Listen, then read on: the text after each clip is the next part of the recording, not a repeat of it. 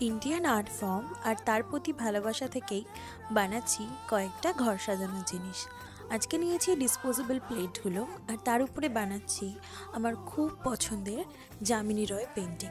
তবে পুরোটা তার মতো না হলেও কিছুটা তার থেকে ইন্সপায়ার্ড হয়ে, আর বাকিটা নিজের পছন্দ মতো।